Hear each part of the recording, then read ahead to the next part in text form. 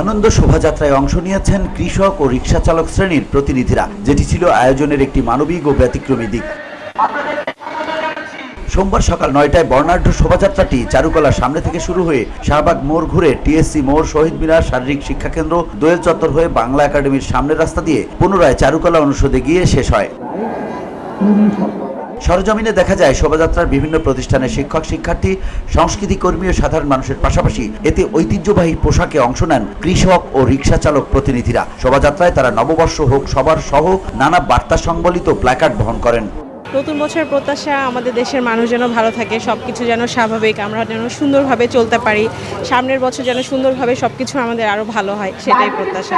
এদেশের মানুষ যেন শান্তিতে থাকে, এটাই হচ্ছে সবচেয়ে বড় প্রত্যাশা। খুবই সুন্দর, আশপাশে অনেক রং বেরঙের জিনিসপত্র দেখে খুব ভালো লাগছে। খুব ভালো কাটবে, আমার পরিবেশন আছে, খুব মজা করবো আমরা। খুবই ভালো লাগছে, যেহেতু আমরা পারফরমেন্স করতে আসছি তার জন্য আরো বেশি খুশি আমরা। এটা আমাদের আসলে ঐতিহ্য একটা, আমরা হারিয়ে ফেলছি আমাদের ট্রেডিশনটাকে, সেটা উচিত না। তাও যদি হারাম বলে এটা কি বলবো। প্রতি বছর থেকে এবার আয়োজনটা খুবই ডিফারেন্ট, কারণ প্রতিবার থেকে এবার ডিফারেন্ট কারণ হচ্ছে এবার বাংলাদেশের ন্যাশনাল হেরিটেজগুলোকে হাইলাইট করা হয়েছে এবং এবার প্রতিচ্ছবিগুলো ডিফারেন্ট খুবই, যেগুলো হচ্ছে জুলাইয়ের আন্দোলনের একটা প্রতিচ্ছবি নিয়ে এসেছে।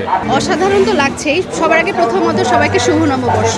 আর আয়োজন এবার অবশ্যই অন্য বাড়ি থেকে ভিন্ন। আমি যদি কিছু প্রতিকৃতির কথা বলি প্রথমে, যেমন তরমুজ, ইলিশ মাছ, পালকি, এগুলো আসলে আমরা যেটা বলি যে মানে বাংলার ঐতিহ্য যেটা, সেই জিনিসটা ফুটে উঠেছে, এটা খুব ভালো লেগেছে। এবছরের প্রত্যাশা থাকবে যে বাঙালির নতুন বছর বৈশাখের প্রথম দিন সবার ভালো কাটুক এবং সবারই হচ্ছে এই বছরের প্রথম দিন যেরকম ভালো কাটবে বছরের প্রত্যেকটা দিন যেন ভালো কাটে। বৈশাখটা আমাদের বাঙালিদের জন্য, এটা সবার জন্য, এটাকে হারাম বা এগুলো কিছু বলার, এটা আমাদের বাঙালিদের উৎসব, সবার উৎসব।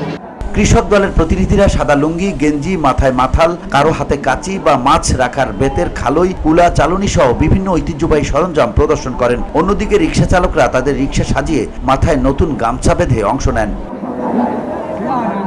VOD Bangla news desk.